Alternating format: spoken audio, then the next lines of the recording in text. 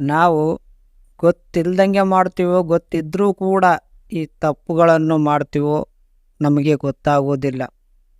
ಯಾಕಂದರೆ ನಾವು ಮಾಡಿರೋ ದೊಡ್ಡ ತಪ್ಪುಗಳು ಏನು ಅಂತಂದರೆ, ಯಾರೋ ನಮಗೆ ಏನಾದರೂ ಒಂದು ಮಾತು ಅಂದರೆ ಸಹಿಸಲಾರದು, ಅಂದರೆ ಅದು ರಿಸೀವ್ ಮಾಡೋಕೆ ಆಗಲ್ಲ.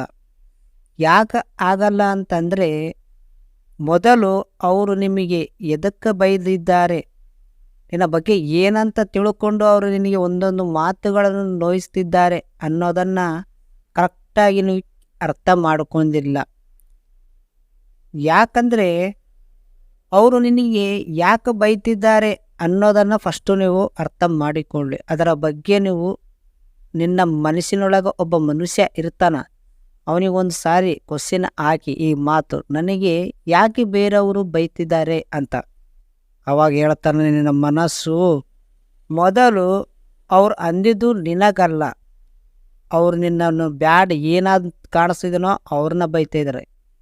ನೀನು ನಿನ್ನ ಬಗ್ಗೆ ಮೊದಲು ತಿಳ್ಕೊ, ಆಮೇಲೆ ಅವರು ಹೇಳಿದ್ದು ಕರೆಕ್ಟಾ ತಪ್ಪ ಅನ್ನೋದು ಅದು ನಿನಗೆ ಬಿಟ್ಟಿದ್ದು.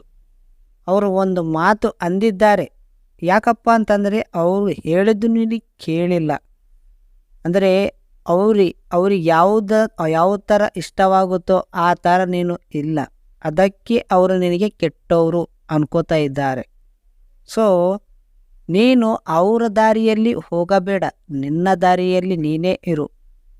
ಅದು ಹೇಗೆ ಅಂತಂದರೆ, ಮೊದಲು ನೀನು ಏನು ಅಂತ ನಿನಗೆ ಗೊತ್ತು ಮಾಡ್ಕೊ. ಆಮೇಲೆ ಅವರು ನಿನಗೆ ಒಂದು ಮಾತು ಅಂದಿದ್ರೆ ಅವರು ನಿನಗೆ ಅಂತಿಲ್ಲ, ಅವ್ರು ನಿನ್ನ ಹತ್ರ ಏನು ಕೆಟ್ಟದಾಗಿ ನೋಡ್ತಿದ್ರು ಅದನ್ನು ಅಂತಿದ್ದಾರೆ. ಅವರು ಒಂದು ಮಾತು ಅನ್ನಬೇಕಾದ್ರೆ ಮೊದಲು ನೀನು ಫೀಲ್ ಆಗಬೇಡ, ನೋವು ಪಡ್ಕೋಬೇಡ. ಯಾಕಪ್ಪ ಅಂತಂದರೆ ನೀ ಏನು ಅಂತ ನಿನಗೆ ಗೊತ್ತಿರಬೇಕು. ಮೊದಲು ಅವರು ಒಂದು ಮಾತು ಬೈತಾರೆ, ಓಕೆ, ಅವ್ರು ಹೇಳಿದ ಮಾತು ನೀನು ಕೇಳಿಲ್ಲ ಅಂತಂದರೆ ಅವರು ಕೆಟ್ಟದಾಗೆ ತಿಳ್ಕೋತಾರೆ, ಅದು ಯಾವುದೇ ಆಗಲಿ. ಅವಾಗ ನೀನು ಏನು ತಿಳ್ಕೊತೀಯ, ನನಗೆ ಕೆಟ್ಟದಾಗಿ ತಿಳ್ಕೊತಾರೆ ಅಂತ ನೀನು ಆಲೋಚನೆ ಮಾಡಿಕೊಂಡು ನಿನ್ನ ಮನಸ್ಸು ಖರಾಬ್ ಮಾಡ್ಕೋತೀಯ, ಇಲ್ಲ ಅದೇ ಆಲೋಚನೆ ಮಾಡ್ತೀಯ. ಮೊದಲು ನೀನು ಏನು ಅಂತ ನೀನು ತಿಳ್ಕೊ, ಆಮೇಲೆ ಬೇರೆಯವ್ರ ಬಗ್ಗೆ ಥಿಂಕ್ ಮಾಡು. ಅವರು ಅಂದಿದ್ದು ಬಿಟ್ಟು ಬಿಡು. ಮೊದಲು ಅವ್ರು ಬೈದಿದ್ದು ನನಗಲ್ಲ, ನನ್ನ ಹತ್ರ ಏನು ನೋಡಿದಾರೋ ಅವ್ರಿಗೆ ಬೈತಾ ಇದ್ದಾರೆ, ನಾನು ಕರೆಕ್ಟಾಗಿ ಇದ್ದಿದ್ದೀನಿ ಅಂತ ನೀನು ಮನಸ್ಸಿನಲ್ಲೇ ಕೈ ಇಟ್ಕೊಂಡು ಮನಸಾರ ಕೇಳ್ಕೊ ನೀನು ಒಳಗಿನವನಿಗೆ. ಅವಾಗ ನಿಜ ಹೇಳ್ತಾನೆ, ಇದು ಸರಿಯಲ್ಲಪ್ಪ. ಯಾರು ನಿನಗೆ ಏನಾದರೂ ಒಂದು ಮಾತಂದರೆ ನೀನು ಫೀಲ್ ಆಗೋಕ್ಕೆ ಹೋಗಬೇಡ, ನಿನ್ನ ಲೈಫ್ ಡಿಸ್ಟರ್ಬ್ ಆಗುತ್ತೆ. ಅರ್ಥ ಆಯ್ತಾ? ಯಾವತ್ತೂ ಆಗಲಿ ನಮ್ಮ ಮನಸ್ಸಿನಲ್ಲಿ ನಾವೇ ಇರಬೇಕು, ನಮ್ಮ ಜಾಗದಲ್ಲಿ ನಾವೇ ಇರಬೇಕು. ನಾವು ಬೇರೆಯವ್ರ ಥರ ಹೋಗ್ಬಾರ್ದು.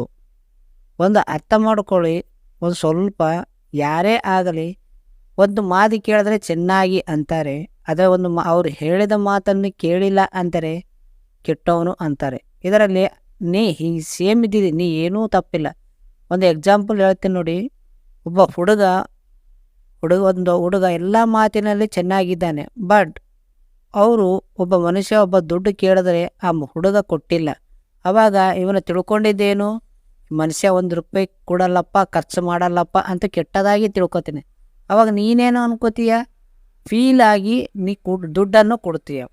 ಅಂದರೆ ಆ ಕೊಟ್ಟಿದ್ದ ದುಡ್ಡನ್ನು ವಾಪಸ್ಸು ಅವನು ಕೊಡೋಲ್ಲ. ಅವಾಗ ನೀನೇನು ಅನ್ಕೋತೀಯ, ನೀನು ಇನ್ನೂ ಖರಾಬ್ ಆಗ್ತೀಯ, ಅವನ ದೃಷ್ಟಿಯಲ್ಲಿ ಇನ್ನೂ ಖರಾಬ್ ಆಗ್ತೀಯ. ಅವಾಗ ಏನಾಗುತ್ತೆ, ರಿಲೇಷನ್ ದೂರವಾಗುತ್ತೆ. ಇದಕ್ಕೆ ಇವೆಲ್ಲ ಪ್ರಾಬ್ಲಮ್ಸ್ ಯಾಕೆ? ದುಡ್ಡು ಕೊಡೋದಕ್ಕನ್ನ ಮೊದಲೇ ನಾವು ಆಲೋಚನೆ ಮಾಡಬೇಕು, ಯಾವುದೇ ಆಗಲಿ. ಈ ಸ್ಟೋರಿ ಪೂರ್ತಿ ಕೇಳಿದ ಪ್ರತಿಯೊಬ್ಬರಿಗೆ ಥ್ಯಾಂಕ್ ಯು ಸೋ ಮಚ್.